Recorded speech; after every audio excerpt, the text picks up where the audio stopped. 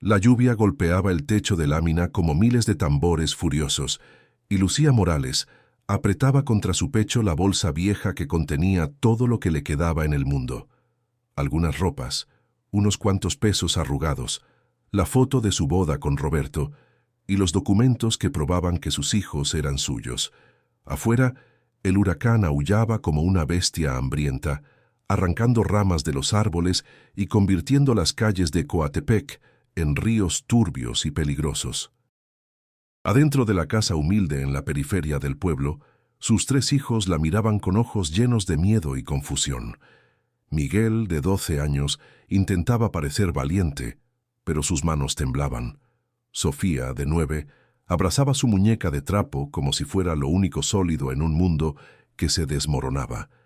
Y el pequeño Carlitos, apenas 5 años, lloraba en silencio, con lágrimas que se confundían con la lluvia que se filtraba por las grietas del techo. Hacía apenas 8 meses que Roberto había muerto, cayendo de un cafetal durante la temporada de lluvias, en lo que todos dijeron fue un accidente terrible, pero inevitable. 8 meses en los que Lucía había intentado mantener a flote a su familia, trabajando donde podía, vendiendo lo poco que tenían, rogando a los santos y a la Virgen de Guadalupe que le dieran fuerzas para seguir adelante. Pero don Ernesto, su suegro, un hombre poderoso y rencoroso, que siempre la había despreciado por ser demasiado pobre para su hijo, había encontrado la manera perfecta de destruirla. Esa misma tarde, un oficial había tocado a su puerta con papeles que decían que ella no tenía condiciones para cuidar de los niños, que mañana por la mañana vendrían los asistentes sociales a llevárselos. Un juez corrupto, comprado con el dinero y la influencia de don Ernesto, había firmado la orden sin siquiera conocerla. Lucía había intentado razonar, había llorado, había suplicado, pero el oficial solo repitió las palabras frías y burocráticas antes de irse bajo la lluvia. Y entonces algo dentro de ella se rompió y se recompuso al mismo tiempo. No iba a permitir que le quitaran a sus hijos. No iba a dejar que don Ernesto ganara. Sin pensarlo 2 veces, sin hacer un plan, movida solo por el instinto primitivo de madre que protege a sus crías, comenzó a empacar. Miguel la ayudaba en silencio, entendiendo más de lo que ella hubiera querido. Sofía preguntaba una y otra vez a dónde iban, y Lucía no tenía respuesta. Carlitos solo repetía que quería a su papá, y esas palabras eran puñales en el corazón de ella. Cuando salieron por la puerta trasera, la oscuridad era absoluta. La luz se había ido hacía horas, y el pueblo entero estaba sumido en tinieblas, esperando que el huracán pasara. Lucía tomó a Carlitos en brazos, aunque ya era pesado, y les ordenó a Miguel y Sofía que la siguieran de cerca, que no se soltaran. El viento casi los derribó en cuanto pusieron un pie fuera. La lluvia caía tan fuerte que era imposible ver más allá de unos metros. Las calles se habían convertido en torrentes de agua lodosa que arrastraban basura, ramas y todo lo que encontraban a su paso. Lucía caminaba sin rumbo, solo alejándose, solo huyendo. Sus pies chapoteaban en el agua, sus ropas se pegaban a su cuerpo, y el frío comenzaba a calarles los huesos. Miguel intentaba proteger a Sofía, quien tropezaba constantemente. Carlitos gemía contra el hombro de su madre. No sabía cuánto tiempo llevaban caminando cuando finalmente vio un refugio, una antigua estación de autobuses abandonada en las afueras del pueblo. El techo estaba medio caído, las paredes llenas de grafitis, pero era mejor que nada. Lucía empujó la puerta oxidada y entraron chorreando agua. Se acurrucaron en un rincón tiritando, mientras afuera el mundo parecía desintegrarse. Sofía temblaba tanto que sus dientes castañeteaban. Miguel intentaba frotar los brazos de su hermana para darle calor. Carlitos había dejado de llorar, pero su silencio era aún más preocupante. Y Lucía, por primera vez en 8 meses, sintió que se rendía. No tenía a dónde ir, no tenía a quién recurrir, no tenía plan. Solo tenía a sus hijos, y ni siquiera podía mantenerlos calientes y secos. Fue entonces cuando vio las luces. 2 faros amarillos cortando la oscuridad, acercándose lentamente por el camino inundado. un camión viejo, ruidoso, que se detuvo frente a la estación. Lucía se puso de pie inmediatamente, colocándose entre sus hijos y la puerta, lista para defender a sus crías con uñas y dientes si era necesario. La puerta del conductor se abrió y un hombre bajó, protegiéndose de la lluvia con un sombrero desgastado. Era alto, de complexión fuerte, con cabello grisáceo y rostro curtido por el sol y el trabajo. Se acercó despacio, levantando las manos para mostrar que no era una amenaza. ¿Están bien?, gritó sobre el rugido de la tormenta. Su voz era ronca pero no hostil. Lucía no respondió, solo lo miró con desconfianza. El hombre se acercó más, y fue entonces cuando ella lo vio. Colgando del espejo retrovisor de su camión, mecido por el viento, había una fotografía. Una fotografía que ella conocía perfectamente porque tenía una idéntica en su bolsa. Era Roberto, su marido muerto, la foto que le habían tomado en la cooperativa de café, sonriendo con su sombrero y su camisa a cuadros. Lucía sintió que sus rodillas se doblaban. «Esa foto», susurró, aunque sabía que él no podía escucharla sobre el estruendo de la lluvia. El hombre siguió su mirada, y entonces la miró a ella con más atención. Sus ojos se abrieron con reconocimiento. «Usted es Lucía», dijo, no como pregunta, sino como certeza. «Roberto me contó sobre usted. Me contó sobre sus hijos, Miguel, Sofía y Carlitos». El corazón de Lucía latía tan fuerte que le dolía el pecho. «¿Quién es usted?», logró articular. El hombre se quitó el sombrero a pesar de la lluvia, en un gesto de respeto. «Me llamo Javier Sandoval. Trabajé con Roberto durante años en los cafetales. Era mi amigo, mi mejor amigo». Se acercó un poco más y su voz se volvió urgente. «Y hay cosas que usted necesita saber, cosas que Roberto descubrió antes de morir, cosas que podrían cambiar todo». Lucía quería correr, quería desconfiar, quería proteger a sus hijos de este extraño que aparecía en medio de la noche como un fantasma. Pero había algo en sus ojos, algo en la manera en que miraba la foto de Roberto con genuino dolor, algo en su voz que le decía que estaba diciendo la verdad. Y además, ¿qué opciones tenía? Estaba empapada, congelada, perdida, y sus hijos necesitaban refugio, necesitaban ayuda. Y este hombre, este Javier que había sido amigo de Roberto, era lo único que el destino le había enviado en esta noche maldita. «Por favor», dijo Javier, extendiendo una mano, «déjeme ayudarla. Hay un lugar seguro donde podemos ir. Está en las montañas, lejos del pueblo. Mi tía tiene un rancho allá y está de viaje. Nadie los encontrará allí, y una vez que estén a salvo y secos, le contaré todo. Le contaré lo que Roberto descubrió. Le contaré por qué su muerte no fue un accidente». Esas últimas palabras cayeron sobre Lucía como un rayo. ¿Qué quiere decir con que no fue un accidente? Su voz salió más aguda de lo que pretendía. Javier sacudió la cabeza. «No aquí, no ahora. Primero saquemos a los niños de esta tormenta. Después hablamos». Lucía miró a sus hijos. Miguel la observaba esperando su decisión, tratando de ser el hombre de la familia demasiado pronto. Sofía temblaba violentamente. Carlitos tenía los labios morados. Y en su bolsa la foto de Roberto parecía pesarle como una piedra. ¿Qué haría Roberto en su lugar? ¿Confiaría en este hombre o seguiría huyendo hacia ninguna parte bajo la lluvia? Cerró los ojos por un momento, buscando alguna señal, alguna respuesta. Y entonces recordó algo que Roberto solía decir. «A veces Dios nos envía ayuda de las maneras más extrañas, mi amor. No cierres la puerta cuando alguien toque». Abrió los ojos y asintió. «Está bien, iremos con usted».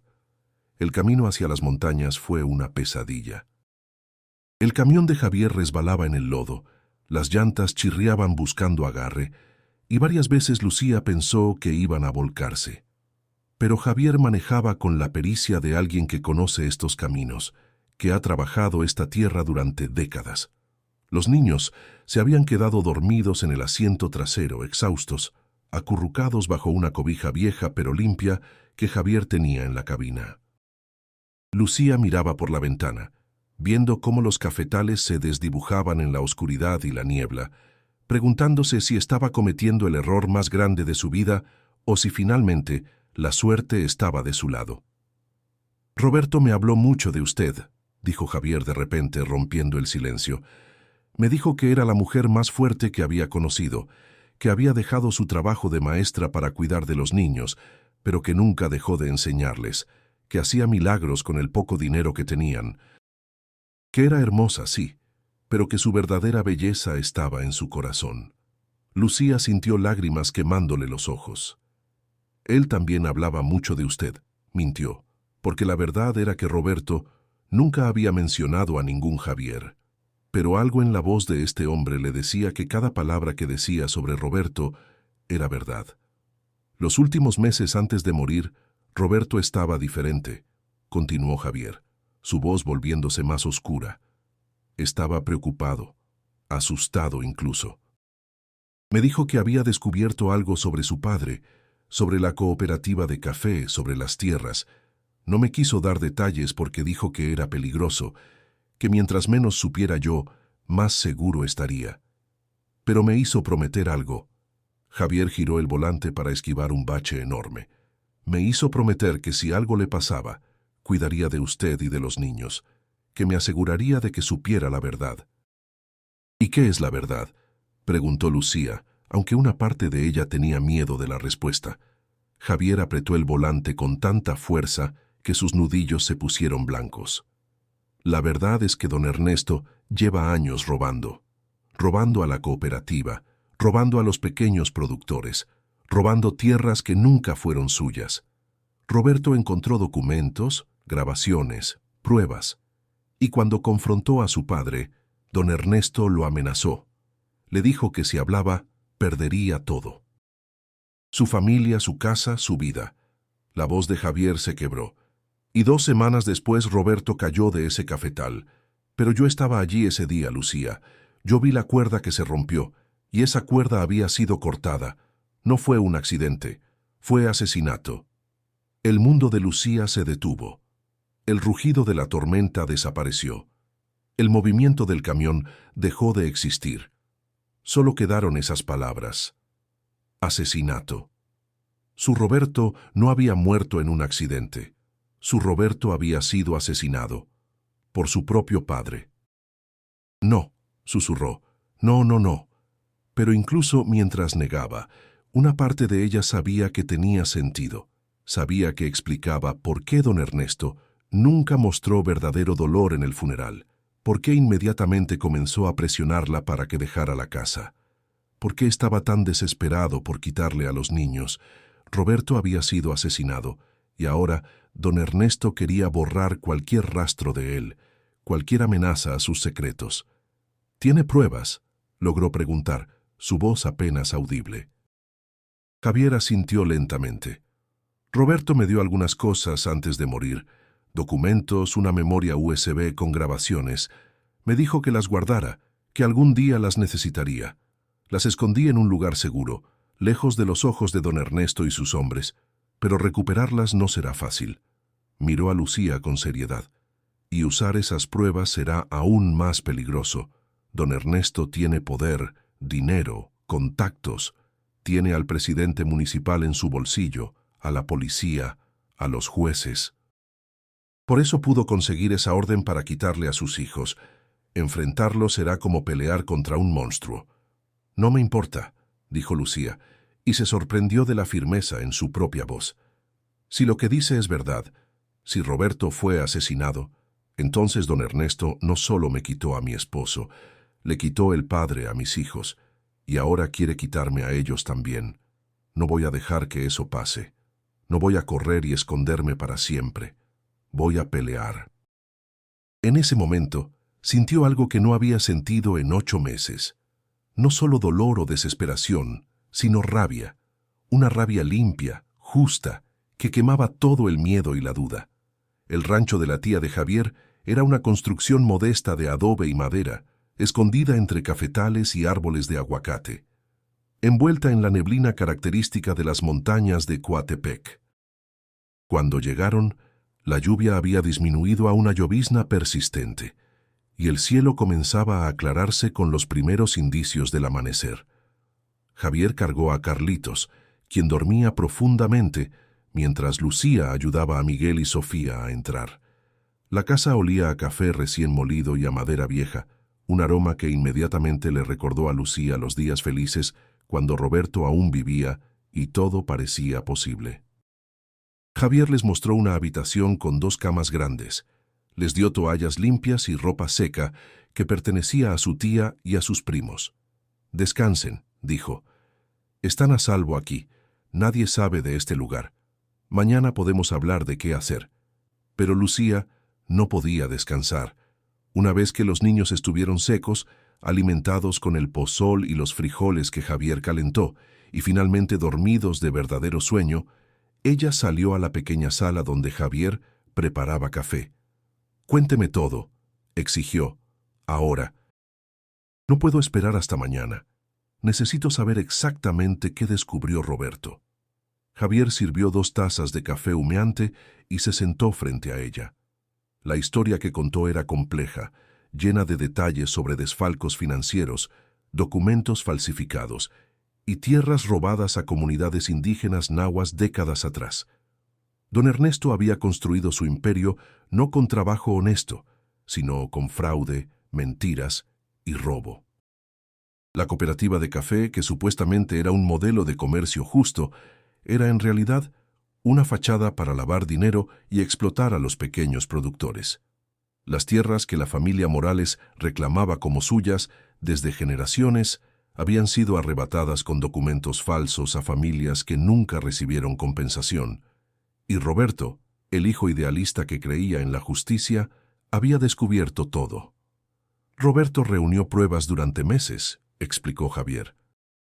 Trabajaba de noche, copiando documentos de la oficina de su padre, grabando conversaciones comprometedoras. Me dijo que iba a denunciar todo ante la Procuraduría Estatal, que iba a devolver las tierras robadas, que iba a exponer a su padre, aunque eso significara destruir el nombre de la familia. Los ojos de Javier se llenaron de lágrimas. Y por eso lo mataron. Don Ernesto no podía permitir que su propio hijo lo traicionara, así que arregló ese accidente en el cafetal. Lucía escuchaba con una mezcla de horror y admiración. Horror por lo que le habían hecho a Roberto, admiración por la valentía de su esposo que nunca supo que tenía. «¿Por qué Roberto nunca me contó nada de esto?», preguntó con dolor en la voz. Javier suspiró. «Para protegerla. Me dijo que mientras usted no supiera nada, estaría a salvo, que don Ernesto no tendría razón para hacerle daño. Pero ahora…» Dejó la frase sin terminar, pero ambos sabían cómo terminaba. Ahora don Ernesto quería quitarle los niños, quería borrar cualquier rastro de Roberto, y si Lucía se interponía, probablemente sufriría el mismo destino que su esposo. Los días siguientes fueron extraños, suspendidos en el tiempo. Mientras afuera la noticia de su desaparición se esparcía por Coatepec y don Ernesto movilizaba a la policía local para buscarlos, Lucía y sus hijos permanecían escondidos en el rancho de las montañas. Javier bajaba al pueblo cada 2 días para comprar provisiones y traer noticias. Las noticias nunca eran buenas. Don Ernesto había ofrecido una recompensa por información sobre el paradero de Lucía. Había esparcido rumores de que ella estaba mentalmente inestable, que representaba un peligro para sus propios hijos, que probablemente los había llevado a algún lugar para hacerles daño. La narrativa que construía era perfecta. La viuda loca, la madre irresponsable, la mujer que necesitaba ser controlada. Miguel escuchaba estas historias y su rabia crecía. Se volvió más callado, más tenso, y Lucía podía ver cómo su hijo estaba perdiendo la inocencia demasiado rápido. Sofía, por otro lado, dejó de hablar casi por completo. Se pasaba horas sentada con su muñeca, mirando por la ventana hacia los cafetales envueltos en niebla, como si esperara que su padre apareciera caminando entre los árboles. Y Carlitos, que era muy pequeño para entender todo, solo sabía que estaba lejos de su casa y que extrañaba su cama, sus juguetes, su vida anterior. Preguntaba constantemente cuándo volverían a casa, y Lucía no tenía respuesta. Durante ese tiempo, Lucía llegó a conocer mejor a Javier. Descubrió que era viudo, que su esposa había muerto de cáncer 3 años atrás, que no tenía hijos, lo cual siempre había sido su gran tristeza, que trabajaba en los cafetales porque amaba la tierra, no porque necesitara el dinero, que era un hombre simple pero profundamente bueno, que llevaba la foto de Roberto en su camión no por sentimentalismo, sino porque consideraba el recuerdo de un amigo algo sagrado. Y poco a poco, sin quererlo, sin buscarlo, Lucía sintió algo despertando en su corazón. No era amor, no todavía, pero era algo cálido y confuso que la hacía sentir culpable cada vez que sorprendía a Javier jugando con Carlitos o enseñándole a Miguel cómo trabajar la tierra. Una noche, incapaz de dormir, Lucía salió al pequeño porche del rancho. La niebla era tan espesa que apenas podía ver más allá de unos metros. Javier estaba allí, fumando un cigarro, mirando hacia la nada. «No puedo seguir así», dijo Lucía sin preámbulo. «No puedo seguir escondiéndome como una criminal cuando el verdadero criminal es don Ernesto. Mis hijos no merecen esta vida. Miguel está lleno de ira, Sofía ha dejado de hablar y Carlitos no entiende nada». Se sentó junto a Javier. «Necesito esas pruebas, necesito usarlas, necesito limpiar el nombre de Roberto y recuperar mi vida». Javier aplastó el cigarro bajo su bota. «Las pruebas están escondidas en la vieja bodega de la cooperativa», dijo finalmente. «Roberto las puso allí porque es el último lugar donde don Ernesto pensaría buscar, justo bajo sus narices. Pero entrar allí no será fac. Hay guardias, cámaras, y don Ernesto ha reforzado la seguridad desde que Roberto murió. Si nos atrapan...» No terminó la frase. Lucía asintió. «Lo sé, pero tenemos que intentarlo. No puedo vivir el resto de mi vida huyendo, y mis hijos merecen saber la verdad sobre su padre. Merecen saber que era un héroe, no solo un trabajador que murió en un accidente estúpido». Pasaron días planeando. Javier conocía los horarios de los guardias, los puntos ciegos de las cámaras, las rutas más seguras. Decidieron que la mejor oportunidad sería durante las festividades del Día de la Independencia, cuando todo el pueblo estaría en la plaza central viendo el desfile y los fuegos artificiales, y la cooperativa quedaría prácticamente vacía. Era arriesgado, pero era su única oportunidad. Lucía insistió en ir con él a pesar de las protestas de Javier. «Roberto era mi esposo», dijo con firmeza. «Esto es algo que necesito hacer yo misma». La noche del 15 de septiembre llegó con su característico bullicio festivo. Las calles de Coatepec se llenaron de familias, vendedores de antojitos, mariachis y niños corriendo con banderitas de México. Lucía dejó a sus hijos al cuidado de una prima de Javier que vivía en las montañas y en quien él confiaba completamente. Miguel no quería quedarse, quería ir con su madre, pero Lucía fue firme. «Necesito que cuides de tus hermanos», le dijo, poniendo sus manos en los hombros de su hijo. «Necesito saber que están a salvo para poder hacer esto. ¿Puedes hacer eso por mí?» Miguel, con lágrimas en los ojos pero determinación en el rostro, asintió. La bodega de la cooperativa estaba en las afueras del pueblo, un edificio grande de concreto rodeado por una cerca de alambre. Javier y Lucía esperaron hasta que oscureció completamente y los fuegos artificiales comenzaron a iluminar el cielo con explosiones de colores. Usando el ruido como cobertura, cortaron el alambre y se deslizaron dentro. El corazón de Lucía latía tan fuerte que estaba segura de que todo el mundo podía escucharlo. Caminaron pegados a las sombras, evitando las luces de seguridad, hasta llegar a la puerta trasera de la bodega. Javier tenía una copia de la llave que Roberto le había dado meses atrás. La cerradura chirrió, pero la puerta se abrió. Dentro, la bodega olía a café verde, a madera vieja y a humedad. Pilas de sacos se elevaban hacia el techo, creando un laberinto de pasillos estrechos. Javier encendió una linterna pequeña y la dirigió hacia el fondo. Roberto dijo que escondió todo en el cuarto de almacenamiento del fondo, detrás de los sacos viejos que ya nadie usa. Se movieron rápidamente pero con cuidado, conscientes de que cada segundo contaba. El cuarto de almacenamiento era pequeño, lleno de trastos viejos, herramientas rotas y efectivamente sacos de café de años anteriores. Javier comenzó a mover los sacos mientras Lucía lo ayudaba. Tras varios minutos de búsqueda frenética, Javier exclamó en voz baja: «¡Aquí está!». Detrás de una pila de sacos, pegada con cinta adhesiva a la pared, había una pequeña caja de metal. Javier la arrancó y la abrió con manos temblorosas. Dentro había una memoria USB, varios sobres llenos de documentos y cartas. Cartas escritas con la letra de Roberto. Lucía tomó una de las cartas y, aunque sabía que debían apurarse, no pudo evitar leerla bajo la luz de la linterna. Era dirigida a ella. «Mi amor, si estás leyendo esto significa que no pude protegerte en vida, pero quiero protegerte en muerte.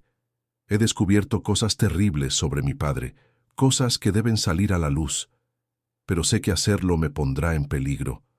Tengo miedo, Lucía, no por mí, sino por ti y los niños. Si algo me pasa, por favor no dejes que mi padre destruya nuestra familia.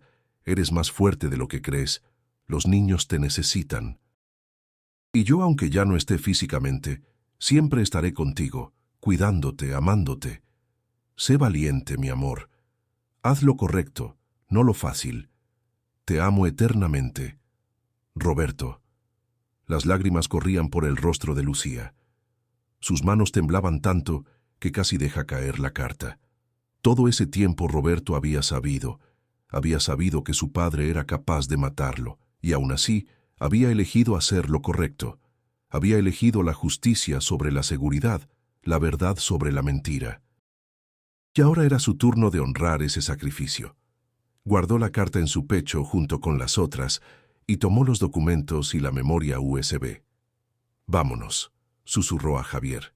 Pero antes de que pudieran moverse, escucharon voces que se acercaban, y luces de linternas que cortaban la oscuridad de la bodega.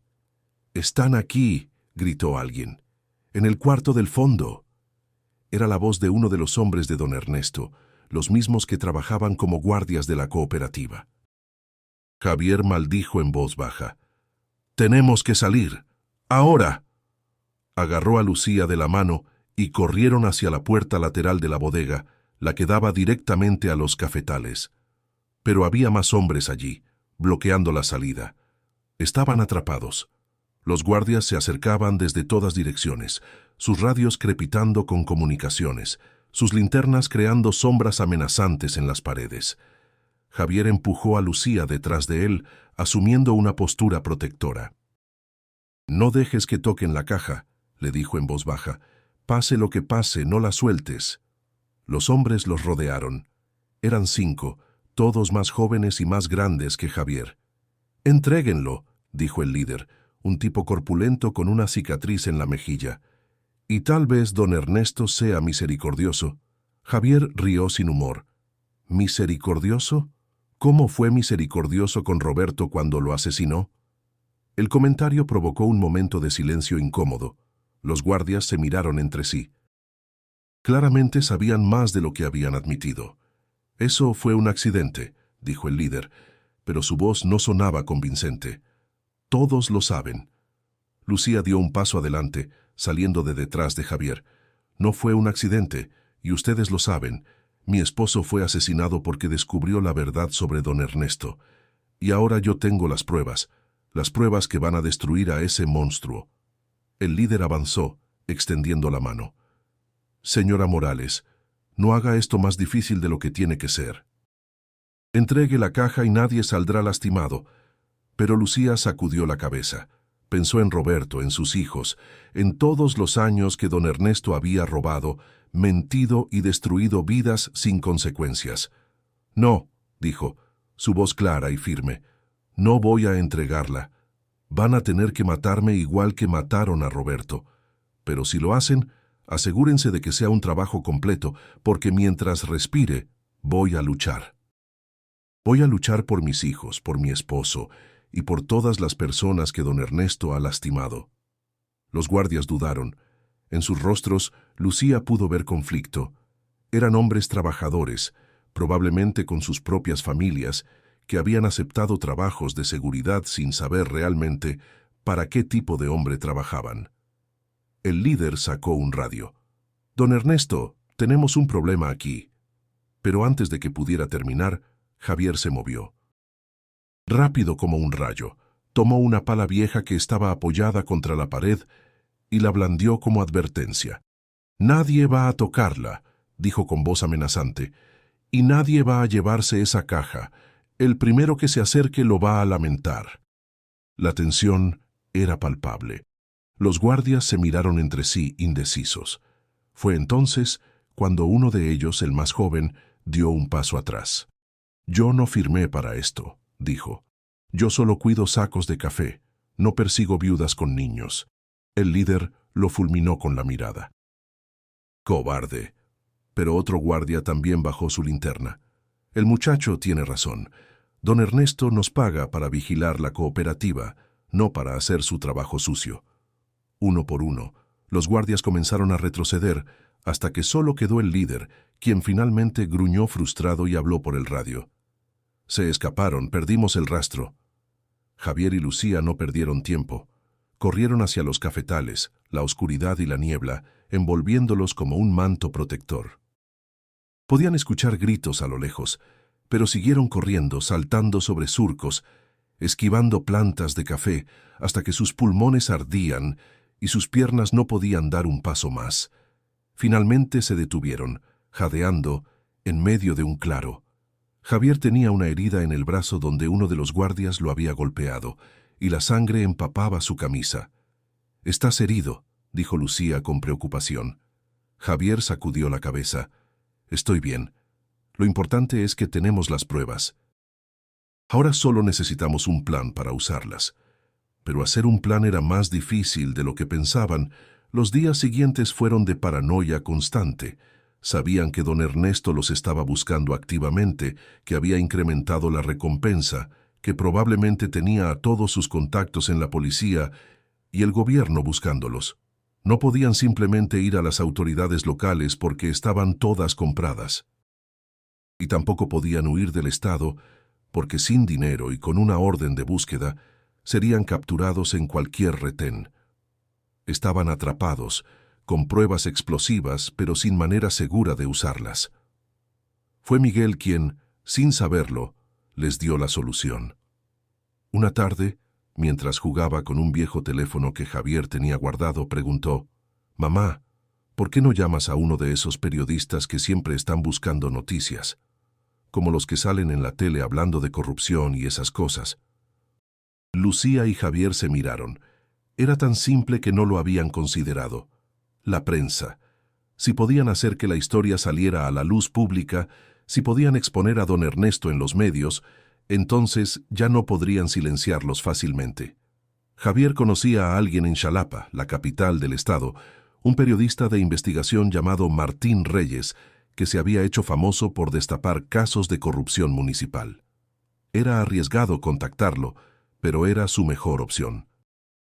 Usando el teléfono viejo de Javier y una línea de internet de un café en un pueblo vecino, lograron enviarle un mensaje anónimo con algunas de las pruebas más impactantes. Si quiere la historia de su vida sobre corrupción, asesinato y robo de tierras en Coatepec, responda a este mensaje. Tengo documentos, grabaciones y testimonios, pero necesito protección para mí y mi familia. La respuesta llegó más rápido de lo esperado.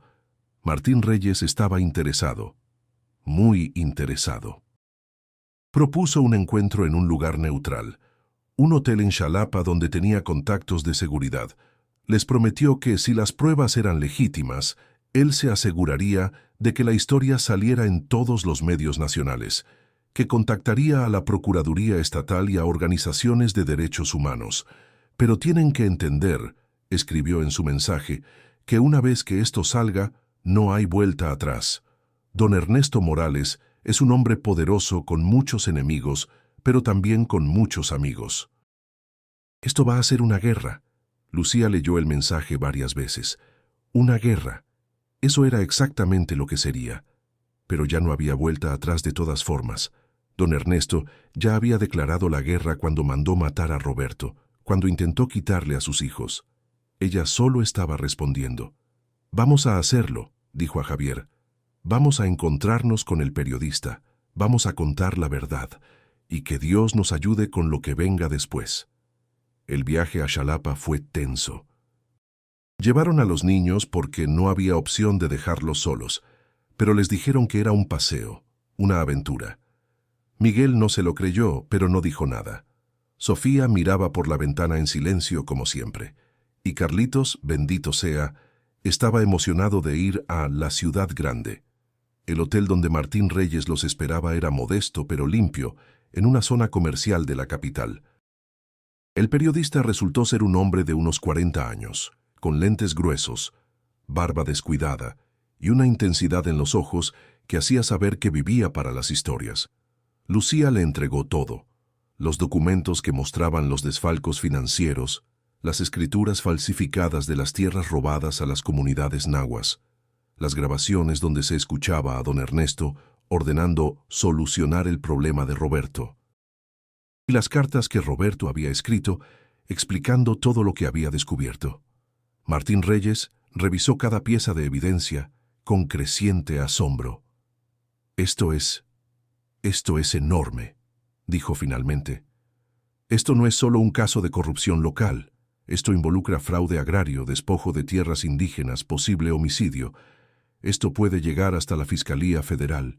Miró a Lucía con respeto. «Usted es muy valiente, señora Morales. Lo que está haciendo puede cambiar muchas vidas». Pero Martín también fue honesto sobre los peligros. Don Ernesto va a contraatacar, va a usar todos sus recursos para desacreditarla, para pintarla como mentirosa o desequilibrada. Va a intentar intimidarla, amenazarla, tal vez algo peor. Necesito que esté preparada para eso. Necesito que esté dispuesta a testificar públicamente, a aparecer en televisión, a enfrentar el escrutinio.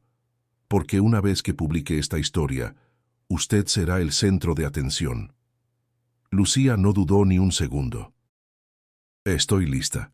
He estado huyendo y escondiéndome durante semanas. Ya no quiero correr más. Quiero que todos sepan la verdad sobre Roberto, sobre lo que le hicieron y por qué». Los siguientes días fueron un torbellino. Martín Reyes trabajó rápidamente, verificando cada documento, confirmando cada grabación, contactando a las víctimas del fraude de don Ernesto para que dieran su testimonio. También contactó a organizaciones de derechos humanos que trabajaban con comunidades indígenas despojadas de sus tierras, y ellos inmediatamente se interesaron en el caso. Mientras tanto, Lucía y los niños permanecieron en el hotel bajo protección, pero la ansiedad era constante. Cada vez que sonaba el teléfono, cada vez que alguien tocaba a la puerta, el corazón se le aceleraba. Fue Javier quien sugirió algo que Lucía no había considerado: enfrentar a don Ernesto públicamente. «No basta con que la historia salga en los periódicos», dijo. «La gente del pueblo necesita verla a usted, necesita escuchar de su boca lo que pasó, y don Ernesto necesita ver que ya no le tiene miedo». Martín Reyes estuvo de acuerdo. «El próximo domingo hay misa en la parroquia principal de Coatepec. Va a estar llena de gente, y don Ernesto siempre asiste para mantener su imagen de hombre piadoso. Sería el momento perfecto». La idea aterrorizaba a Lucía, pero también la emocionaba. Regresar a Coatepec, entrar a la iglesia donde se había casado con Roberto, donde habían bautizado a sus hijos, y enfrentar a su asesino frente a toda la comunidad. Era arriesgado, dramático, pero también perfectamente simbólico. «Lo haré», dijo, «pero quiero que mis hijos estén allí conmigo. Quiero que vean que su madre no es una criminal ni una loca. Quiero que vean que estoy luchando por ellos, por su padre, por la verdad». El domingo llegó con un cielo despejado y brillante, como si hasta el clima conspirara para este momento. Lucía se vistió con su mejor ropa, la misma que había usado en el funeral de Roberto. Se recogió el cabello en un moño sencillo y digno. No usó maquillaje más allá de un poco de labial. Quería verse como lo que era: una viuda, una madre, Una mujer que había sufrido pero que no estaba rota. Miguel, Sofía y Carlitos también iban bien vestidos, lavados y peinados. Javier los acompañaba, vestido con un traje que no se había puesto en años, y Martín Reyes tenía un camarógrafo discreto, listo para documentar todo. Cuando entraron a la iglesia, el murmullo de las conversaciones se detuvo inmediatamente. Todas las cabezas se giraron. Lucía podía sentir los ojos sobre ella, escuchar los susurros. Es ella, la viuda loca, la que se llevó a sus hijos. Pero caminó con la cabeza en alto, sosteniendo las manos de Carlitos y Sofía, con Miguel a su lado y Javier detrás de ellos. Avanzó por el pasillo central hasta llegar a los bancos del frente, y allí, sentado en su lugar habitual con su familia, estaba don Ernesto Morales. El viejo la vio y su rostro se transformó. Primero sorpresa, luego furia apenas contenida. Se puso de pie, pero el padre Rodrigo, el sacerdote, ya estaba comenzando la misa. Durante toda la ceremonia, Lucía rezó. Rezó por fuerza, por coraje, por las palabras correctas, y cuando llegó el momento de las intenciones comunitarias, cuando el padre Rodrigo preguntó si alguien tenía algo que compartir con la congregación, Lucía se puso de pie. El silencio era absoluto. Todos los ojos estaban sobre ella. Don Ernesto intentó hablar, pero el padre Rodrigo levantó una mano pidiéndole que esperara. Lucía tomó aire profundamente y comenzó. Mi nombre es Lucía Morales. Muchos de ustedes me conocen. Fui esposa de Roberto Morales, quien murió hace 8 meses en lo que todos dijeron fue un accidente. Su voz temblaba, pero era clara. Pero hoy estoy aquí para decirles que no fue un accidente. Mi esposo fue asesinado. Fue asesinado porque descubrió la verdad sobre crímenes que se han cometido durante décadas en este pueblo. El murmullo explotó en la iglesia. Don Ernesto se puso de pie furioso. Esto es una farsa. Esta mujer está loca. Pero Lucía continuó, su voz volviéndose más fuerte. Roberto descubrió que la cooperativa de café ha estado robando a los pequeños productores durante años. Descubrió que las tierras que la familia Morales reclama como suyas fueron robadas a familias nahuas con documentos falsificados. Descubrió fraude, corrupción y robo. Y cuando confrontó a su propio padre, señaló directamente a don Ernesto, fue asesinado para silenciarlo. El caos estalló. La gente gritaba, algunos defendiendo a don Ernesto, otros exigiendo explicaciones. El padre Rodrigo intentaba calmar a todos. Don Ernesto gritaba que todo era mentira, que iba a demandarla por difamación. Pero Lucía sacó de su bolsa los documentos, los levantó en alto para que todos pudieran verlos. Tengo pruebas, tengo documentos, grabaciones, testimonios, y todo esto ya está en manos de periodistas de la Procuraduría Estatal y de organizaciones de derechos humanos. La verdad va a salir, le guste o no a don Ernesto. Entonces hizo algo que no había planeado.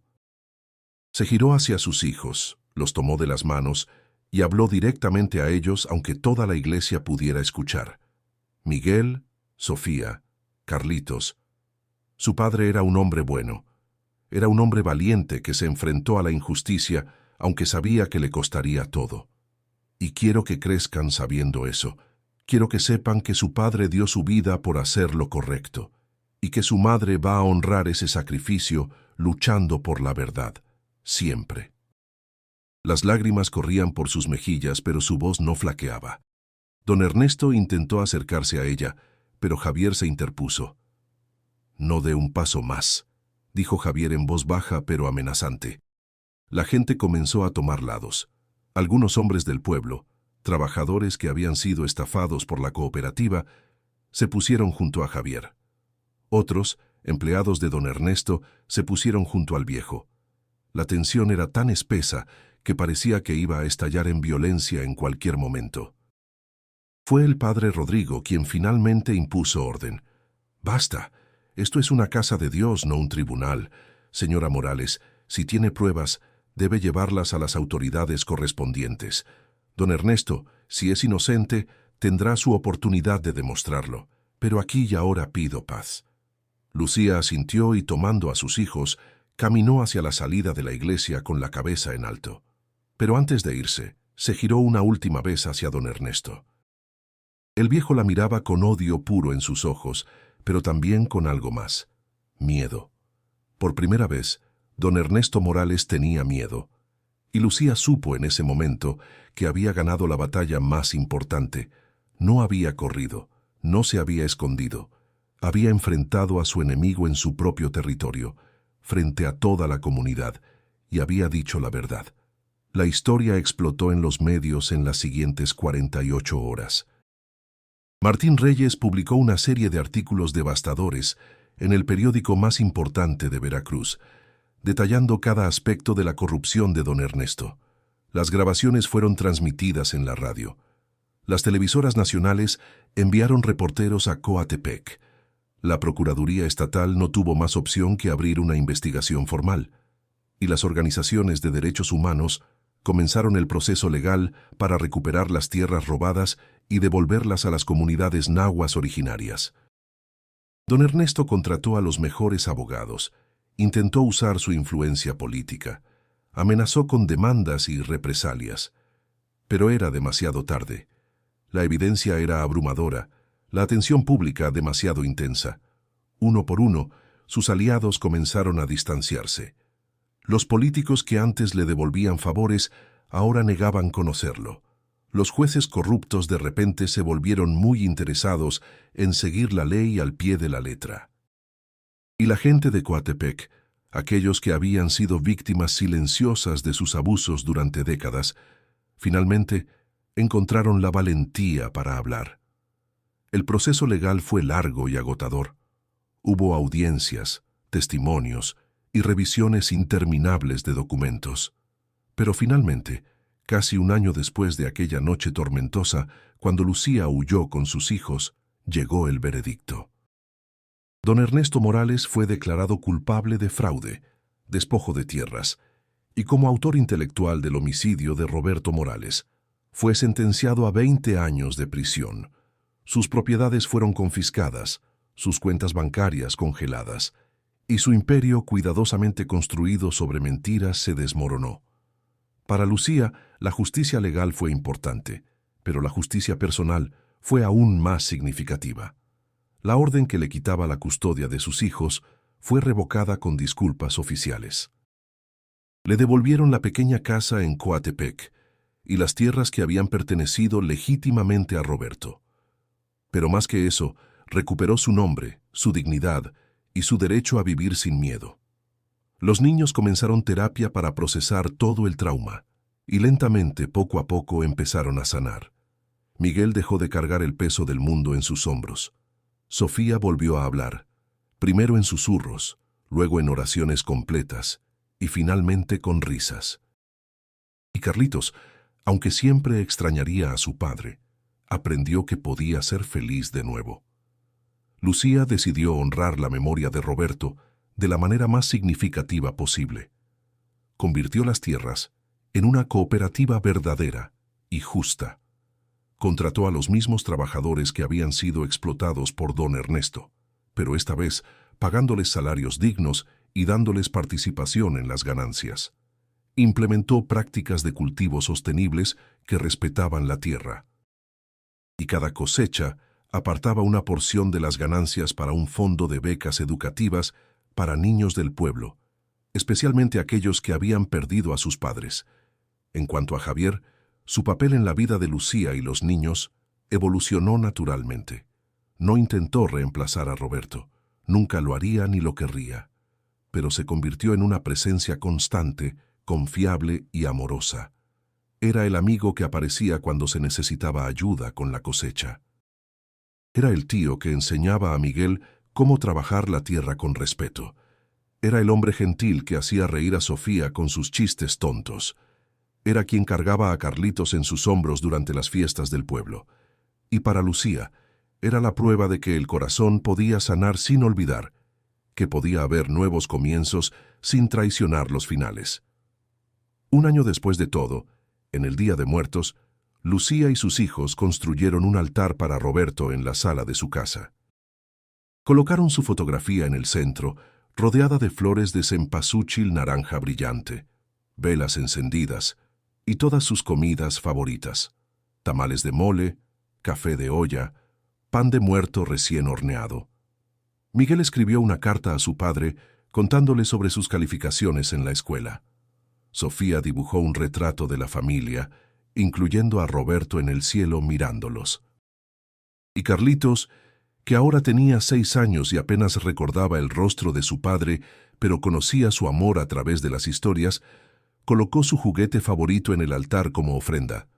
Lucía se arrodilló frente al altar y habló en voz baja, aunque sabía que sus hijos podían escucharla. Roberto, mi amor, cumplí mi promesa. Hice lo correcto, no lo fácil. Protegí a nuestros hijos, limpié tu nombre y transformé tu sacrificio en algo bueno, algo que está ayudando a muchas personas. Don Ernesto está pagando por lo que te hizo. Las tierras robadas están siendo devueltas y nuestra familia, aunque diferente de como soñamos, está bien. Estamos sanando. Hizo una pausa, las lágrimas corriendo silenciosamente. Sé que estarías orgulloso, y sé que donde quiera que estés, nos estás cuidando todavía. Esa noche, mientras las velas del altar parpadeaban y el incienso de copal perfumaba el aire, Javier llegó con más flores. Se quedó en la puerta, respetuoso, esperando invitación. Lucía le sonrió y le hizo señas para que entrara. Juntos, con los niños, compartieron historias sobre Roberto. Rieron recordando sus bromas, lloraron recordando su bondad y honraron su memoria de la manera más bella posible, viviendo vidas que él habría querido para ellos. Vidas llenas de verdad, justicia, amor y esperanza. Afuera, la niebla típica de Coatepec envolvía el pueblo como siempre lo había hecho. Los cafetales se extendían hacia las montañas, eternos y pacientes. Y en algún lugar entre la tierra y el cielo, entre el pasado y el futuro, entre el dolor y la alegría, una familia que había sido destrozada por la tragedia encontró la manera de recomponerse. No igual que antes, nunca igual, pero completos en su nueva forma. Y eso, Lucía sabía, era suficiente. Al final, lo que Lucía aprendió en esos meses difíciles fue algo que compartió con otras mujeres del pueblo que también enfrentaban sus propias batallas. Que la verdadera fortaleza no está en nunca caer, sino en levantarse cada vez que caes. Que el amor de una madre puede mover montañas y derribar imperios de corrupción. Que la memoria de los que amamos no es una carga que nos ata al pasado, sino una luz que ilumina nuestro camino hacia el futuro. Y que a veces, en las noches más oscuras, en medio de las tormentas más feroces, cuando parece que todo está perdido, el destino nos envía ayuda de las formas más inesperadas. Un extraño con la foto de nuestro ser amado, una mano extendida en la oscuridad, una prueba de que nunca estamos tan solos como creemos y que la justicia, aunque tarde, siempre llega para aquellos que tienen el coraje de luchar por ella.